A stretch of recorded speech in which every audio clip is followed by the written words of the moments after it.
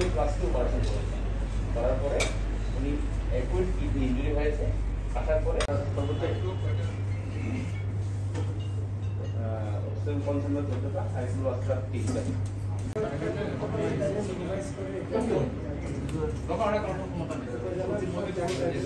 Memorial হসপিটালকে আমরা dedicated কাজ overall এই হসপিটালগুলো আমরা যার জন্য রেখেছি। আর ইনভেস্টিগেশনের জন্য RT-PCR টেস্টের জন্য 4টা ইনভেস্টিগেশন সেন্টার, যেটা medical college hospital, BITID Fauzdarhat, number 3 veterinary university Tulsi, number 4 Chattogram বিশ্ববিদ্যালয়। গত কোভিডের সময় বিভিন্ন জায়গা থেকে 23 জন ডাক্তার কিন্তু চিরাম মেডিকেলের সম্মুখে দেওয়া গেছে। তারপর তারা কোভিড শেষ হওয়ার পরও ওখানে ছিল, কিন্তু আমাদের বোঝার পরে কোনো জায়গায় মাত্র একজন ডাক্তার, কোনো জায়গায় 2 জন ডাক্তার। তো চিরাম মেডিকেলের ছিল 23 জন কোভিডের সময় যে তারপরে মিনিস্ট্রিও তাদের সংযুক্ত বাতিল করেছে। আমরা এয়ারপোর্টে প্রত্যেক রোগীকে স্ক্রিনিং করা হচ্ছে আমরা স্ক্যানার দিয়ে, এবং এখানে স্ক্যানার মেশিনও আছে। আমি এয়ারপোর্টে যারা আছে ওদের সতর্ক করেছি, ওদের কি কি রিকোয়ারমেন্ট আছে আমাদেরকে দিয়েছে, আমরা এগুলো করে দেবো। ওরা কোনো রোগী পেলে আমাদেরকে ইনফর্ম করবে, আমরা সেগুলো কিট অ্যাভেলেবল হয়েছে ট্যাগ করে আমরা আমাদের ট্রিটমেন্ট আপনাদের নিয়ে আসবো। ভেটেরিনারি ইউনিভার্সিটি এবং চট্টগ্রাম ইউনিভার্সিটি গতবার যে 4 জায়গায় হয়েছে ঠিক একইভাবে এই 4 জায়গায় হবে। সেটা RT-PCR, যেটা আমরা স্পেশালাইজড ইনভেস্টিগেশন ফর কোভিড-19। আমরা সে প্রস্তুতিগুলো নিচ্ছি। এই জন্য আজকে আপনারা তো দেখেছেন তাৎক্ষণিকভাবে আজকে আমরা মিটিংটা ডেকেছি। আজকে তো এখানে হলিডেজ, আমাদের এখানে কিন্তু রোববারে খুলবে, কিন্তু তাৎক্ষণিকভাবে আমরা আজকে সিটি কর্পোরেশনের এখানে ওনারা তাৎক্ষণিকভাবে এসেছেন। আপনারা দেখেছেন যে সবাই এখানে এসেছেন যারা এই সার্ভিসের সাথে ওতপ্রোতভাবে জড়িত, সেখানে এসেছেন। যারা হসপিটালের যেহেতু অ্যাডমিনিস্ট্রেটর নতুন এসেছেন, উনি চেঞ্জ হয়েছে, উনিও আসছেন কিছুক্ষণের মধ্যে আসছেন একরাম সাহেব। তো আমরা যেটা চিন্তা করছি সেটা হচ্ছে, যেহেতু শনাক্ত হয়ে গেছে 3 জন এবং আমাদের অনেকে এখন ইন্ডিয়াতে আছে, চিটাগং এর অনেকে চিকিৎসার জন্য ইন্ডিয়াতে আছে, স্বাভাবিকভাবে অনেকে চিকিৎসার জন্য যায়।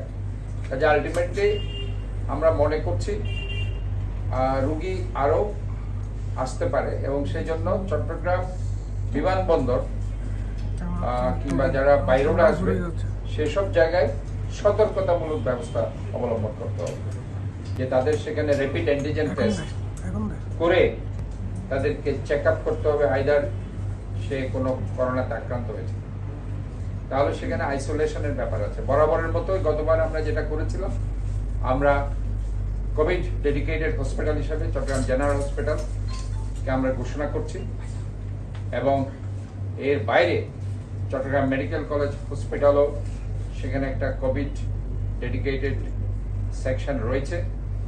আমাদের ইনভেস্টিগেশনের জন্য BITID থেকে আছে। আমাদের একটু কনফিডেন্ট থাকতে হবে এবং আমাদেরকে ভয়মুক্ত থাকতে হবে। এবং আমি যেটা মনে করি সেটি হচ্ছে, গতবারও আমরা যেভাবে ফেস করেছি, ইনশাল্লাহ আমরা সবাই মিলে সেটা ফেস করব।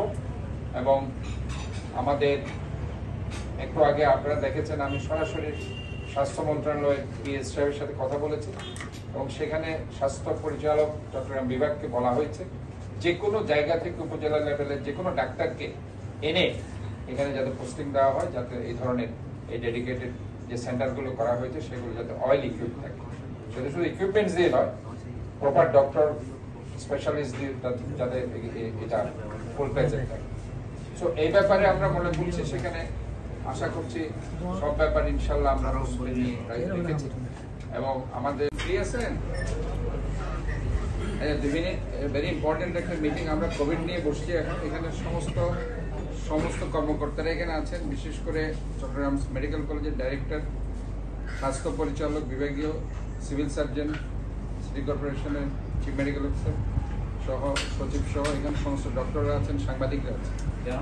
এখানে ইজ ভেরি ইম্পর্টেন্ট যে এই ইস্যুতে আগে যেটা হতো, বিভিন্ন উপজেলা থেকে ডক্টরদেরকে এখানে আনার একটা ক্ষমতা সিভিল ছিল স্বাস্থ্য পরিচালকের, এবং যেটা বোধ হয় মেতে অলরেডি একটা ইনস্ট্রাকশন দেওয়া হয়েছে, কিন্তু এখনো একটা কার্যকর হয়নি। মেয়ের কয় তারিখ বলা হয়েছে?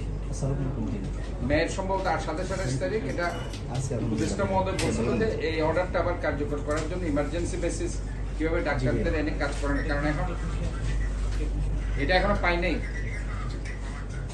এটা এখনো পাইনি বলতেছে, আমার সামনে তো স্বাস্থ্য পরিচালক আছে। Very important. কিন্তু আমি আগামী সপ্তাহে তো শহরে থাকবো না, পুরো সপ্তাহে আমি একে দিচ্ছি শুক্রবার থেকে একদম আগামী শুক্রবার সরাসরি ফুসফুসের সংক্রমণ ঘটায়, ভাইরাল নিউমোনিয়া সৃষ্টি করে এবং তীব্র শ্বাসকষ্ট তৈরি করে। এই কারণে কোভিড ওমিক্রন XBB বেশি ছোঁয়াচে এবং প্রাণঘাতী হয়ে উঠেছে। এই জন্য যথাসম্ভব ভিড় এড়িয়ে চলুন। আমাদের কি কি সতর্কতা রাখতে হবে? ভিড় এড়িয়ে চলতে হবে। বিশেষ করে আজকে যেখানে খেলাধুলা চলছে, যে স্টেডিয়ামে কিংবা অন্য জায়গায়, আমাদেরকে এইসব জায়গায় বেশি সতর্কতা অবলম্বন করতে হবে। এবং এই যে হজ যাত্রীর কথা বলা হয়েছে আসছে, সেখানে এয়ারপোর্টের মধ্যে এই ধরনের ইনভেস্টিগেশন, র্যাপিড অ্যান্টিজেন টেস্ট, এগুলো আমাদের চালু করতে হবে।